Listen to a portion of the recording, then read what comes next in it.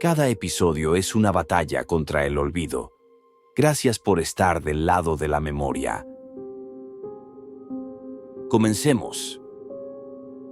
Imaginemos por un segundo cómo era el mundo antes de 1921 si tenías diabetes. Era otra realidad. Totalmente. No era un diagnóstico, Era una sentencia de muerte. Las fuentes de la época lo describen de una forma casi poética, pero aterradora. Sí, hablan de una sed que no se podía apagar, el cuerpo derritiéndose en agua. Exacto. Incluso un médico del siglo XVII lo llamó el mal de orinar. Y en la etapa final, el aliento de la persona olía a manzanas podridas. Que era la señal de cetocidosis, la señal de que el coma y la muerte estaban, a la vuelta de la esquina. Y el único tratamiento era casi peor que la enfermedad misma, ¿no? Bueno, la dieta de inanición del Dr. Frederick Allen. Básicamente era una carrera para ver qué te mataba primero, la diabetes o el hambre. ¡Qué locura! Las fuentes pintan un cuadro terrible, de pabellones de hospital llenos de niños esqueléticos, sobreviviendo con 500 calorías al día. Una escena desoladora. Es una imagen brutal. Y lo más frustrante es que los científicos ya sospechaban dónde estaba el problema. Y esa es la historia que queremos desentrañar hoy. Claro. Vamos a explorar cómo se pasó de esa sentencia de muerte a un milagro. ¿Y por qué, un siglo después, ese milagro parece estar en crisis? El misterio giraba en torno al páncreas. Ya en 1869, un estudiante alemán, Paul Langerhans, había descrito unas islas de células en el páncreas. Pero, la verdad, nadie sabía para qué servían. Eran un misterio. Totalmente. La pista clave llegó en 1889, cuando dos investigadores, Minkowski y von Mering, le quitaron el páncreas a un perro y vieron que de inmediato desarrollaba diabetes. Ahí estaba. La causa estaba localizada. Exacto. La causa estaba ahí, pero la solución seguía siendo un fantasma. Nuestra misión hoy es entender ese viaje, de la desesperación a la esperanza, y también las sombras que aparecieron en el camino. Y esa historia nos lleva a Toronto, en 1920. Lo que me sorprende de las fuentes es que el protagonista, Frederick Banting, no era un científico famoso.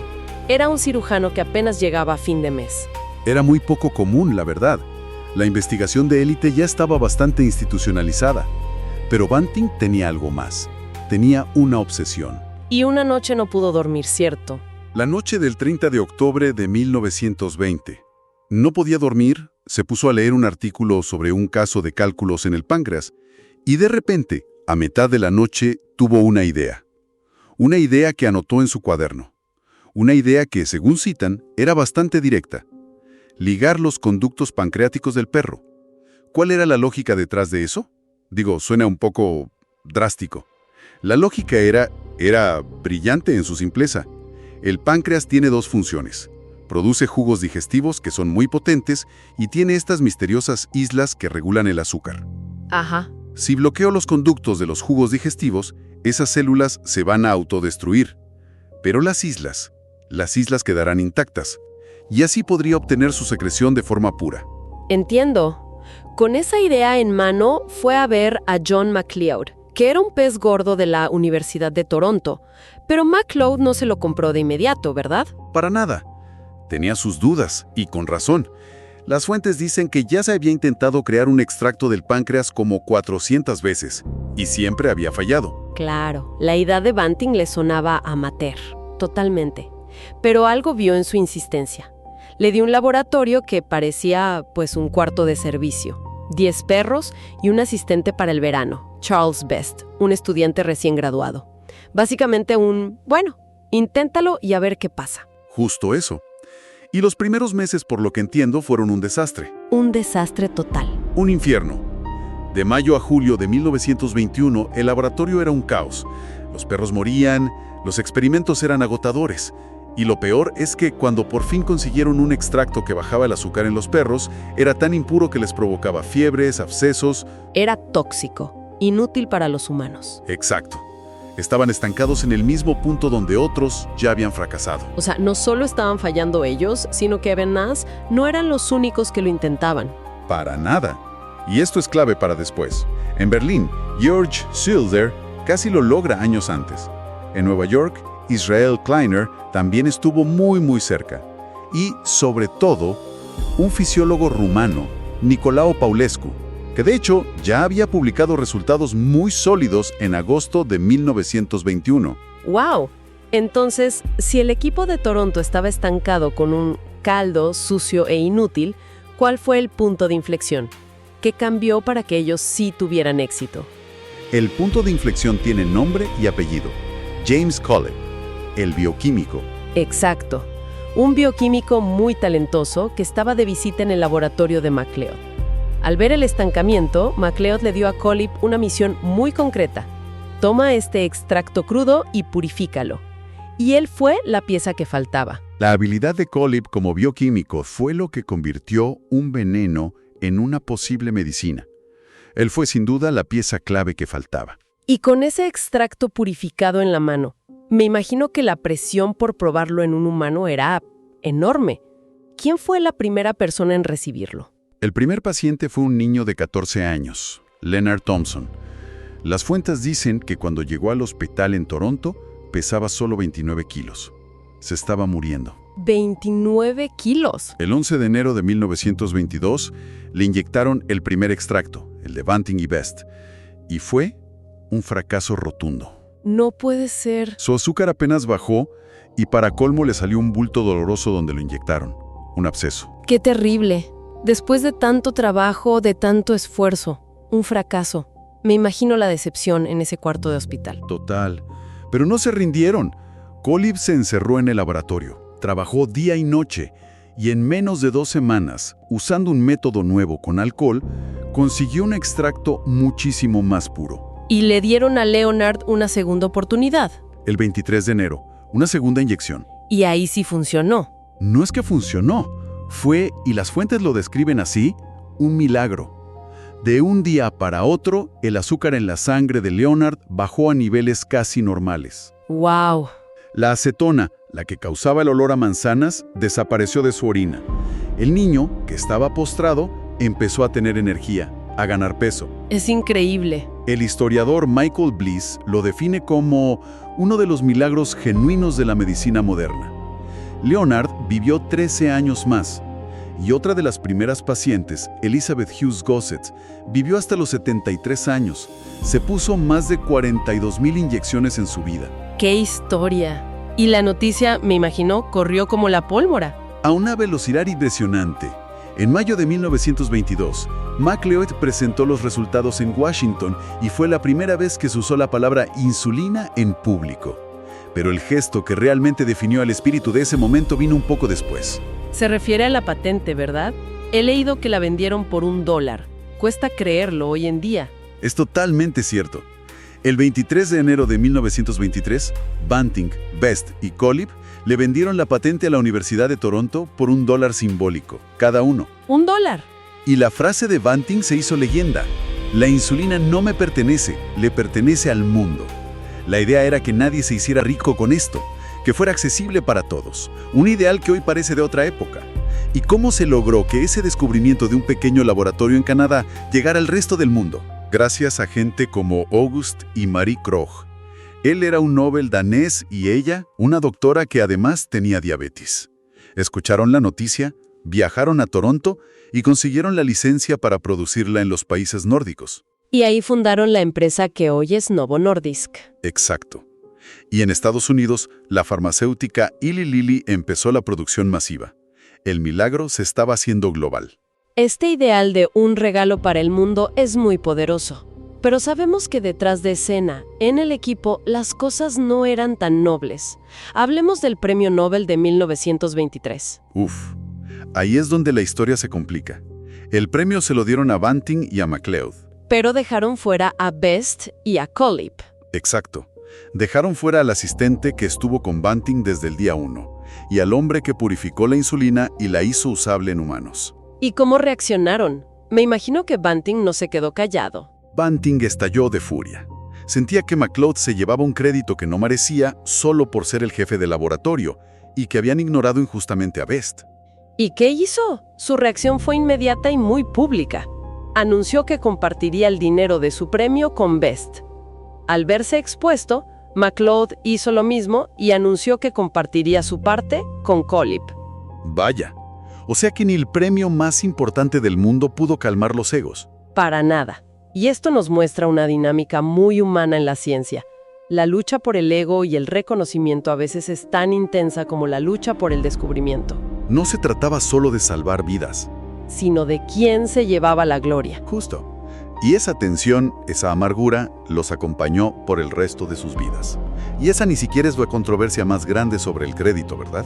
Las fuentes señalan a otra persona que quedó casi borrada de la historia oficial, Nicolae Paulescu. Exacto. Regresamos al fisiólogo rumano. Los datos son claros.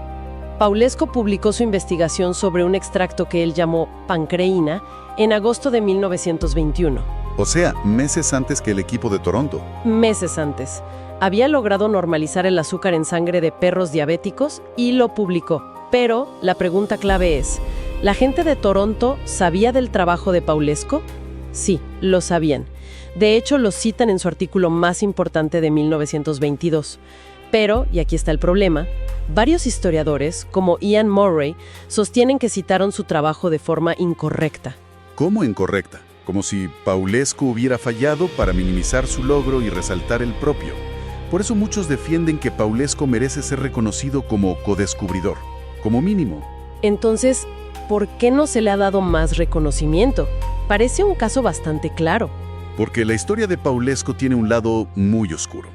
En 2003, cuando se planeaba un homenaje en su honor en París, el Centro Simon Wiesenthal lo denunció públicamente. ¿Por qué? Resulta que Paulescu no solo fue un científico brillante, sino también un antisemita extremo y una figura clave en los movimientos de ultraderecha de Rumanía en los años 30. Qué complicado. Tienes por un lado un posible robo de crédito científico y por otro unas ideas políticas inaceptables. Es un debate muy complejo, ¿sí? Las fuentes nos muestran las dos caras. Por un lado, la denuncia de sus ideas. Por otro, gente como Nicolae Cajal, un científico rumano judío que argumentaba que hay que separar los méritos científicos de una persona de sus opiniones, por terribles que sean. Y no estamos aquí para resolver ese debate, claro. Exacto, sino para mostrar que la historia de quien recibe la gloria rara vez es sencilla o limpia. Dejando a un lado las peleas por el crédito, la ciencia sí siguió avanzando. La insulina de los años 20 no es la misma que la de hoy. ¿Cómo cambió? La evolución ha sido impresionante. Al principio, la insulina se sacaba del páncreas de vacas y cerdos. Funcionaba, pero a veces causaba reacciones alérgicas. El gran salto vino en los años 80 con la ingeniería genética. Ahí fue cuando empezaron a usar bacterias, ¿no? Justo. Lograron que bacterias produjeran insulina idéntica a la humana. Y de ahí a los análogos de insulina, que es lo que la mayoría de la gente usa hoy. ¿Qué son exactamente?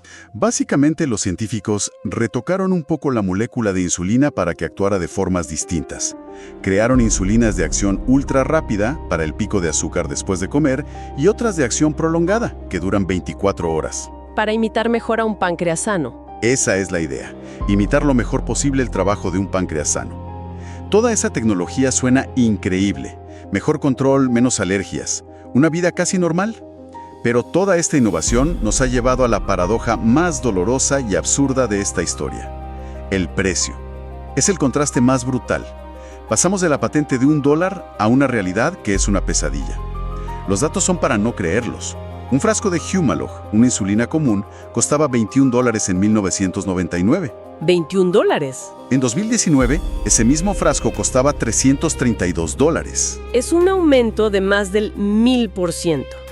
Esas cifras son abstractas, pero tienen consecuencias humanas devastadoras, ¿no es así? Terribles. Las fuentes cuentan la historia de Alex Smith, un joven de 26 años. Al cumplir esa edad, tuvo que salirse del seguro médico de su madre.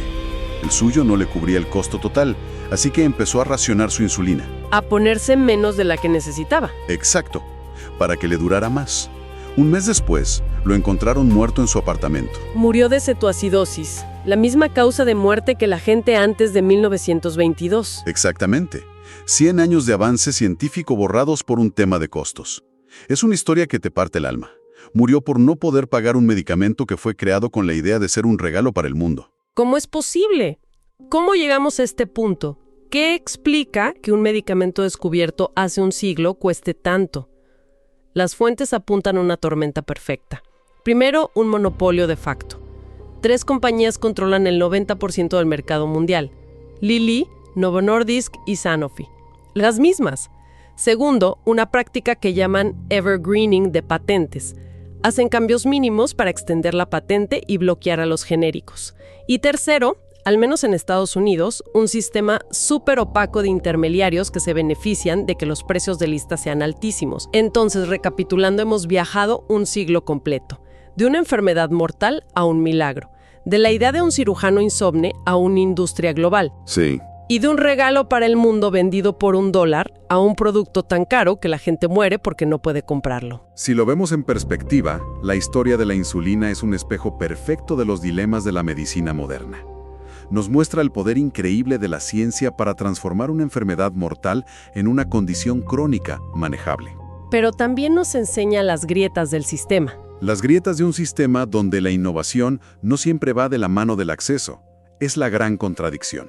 La gran contradicción que está en el corazón de toda esta historia. Totalmente. Y nos deja con una reflexión final. Una pregunta que sigue abierta. ¿Cómo es posible que un descubrimiento nacido de la urgencia por salvar vidas y compartido con un ideal de acceso universal se convierta un siglo después en el ejemplo más famoso de las fallas de un sistema de salud? Es la pregunta del millón. Nos obliga a preguntarnos, ¿de qué sirve un milagro si está fuera del alcance de quienes más lo necesitan? El viaje por la historia nunca termina, solo espera el próximo destino. Nos reencontramos pronto.